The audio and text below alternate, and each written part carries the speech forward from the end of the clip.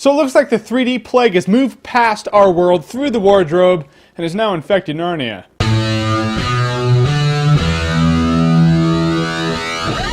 The Chronicles of Narnia, The Voyage of the Dawn Treader. The title is quite a mouthful. So we're back in Narnia on a boat called the Dawn Treader. Along with Lucy and Edmund, they're back. The other brother and sister, they're not, because as Aslan said in the last movie, they're too old to come back now. They pretty much got to deal with a much harsher and much more brutal world of reality. Apparently Narnia has the Neverland Ranch gauge to come back. You cannot be taller than that to come back. And Lucy and Edmund have brought their cousin Eustace, I think that's how you say his name, Eustace, who's pretty much a punk who hates everything and gripes about more. There's one in every family. But now adventure and Narnia and hey, alright! Now we all love The Lion, the Witch, and the Wardrobe because we were attached to it. If you ever went to school, like any kind of school, you read The Lion, the Witch, and the Wardrobe. You had that nostalgia tethering you to it. And it actually was a pretty solid movie. The sequel, Prince Caspian, no one read that book. I mean, a few people did, but it wasn't like The Lion, the Witch, and the Wardrobe. When you think Narnia, you do not think Prince Caspian. And so less people cared about the movie. So now enter The Voyage of the Dawn Treader. And it actually wasn't that bad.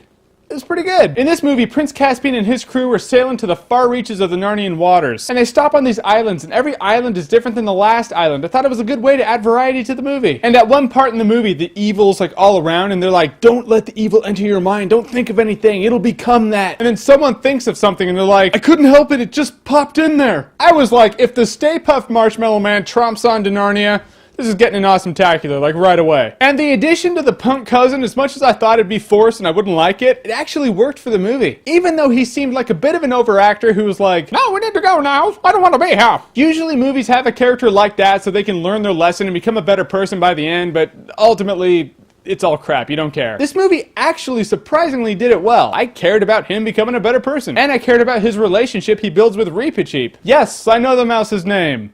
Shut up. And the climax in this movie was really exciting. All the stuff that a fun, cool movie should have, of this kind of genre. And the ending of this movie was actually really touching. And I knew it would try to be, but I thought I was just going to be like, snore, come on, let's move it on, man. That Donkey Kong Country's not going to play itself. Let's go. But it was good. It did its job. It surprised me. I mean, if you don't have a heart, don't watch it. Not that I have a heart, I'm just saying. I don't. I'm hardcore. I'm just saying, it'd be like a guy with no taste buds eating a lot of candy. I mean, what's the point? So the movie starts out a little rough. I mean, you're not sure where it's going. You're not even sure you give a crap. But about halfway through, it really finds its niche, and you end up liking it. I would say, if you're not the Tin Man, you would buy this movie, even on Blu-ray. Or it's at least a good time, no alcohol required. I mean, it's good family entertainment that's a lot better than Prince Caspian was. Voyage of the Dawn Treader made me like Narnia again, I'll say that. The thing I hated about this movie, it's in 3D, and not the whole, like, you know, filmed in 3D, upper class 3D, no. So if you're gonna see it in 2D, because the 3D just hurt my eyes. But if you like what you've seen here and you want to see more, then click right here to see more.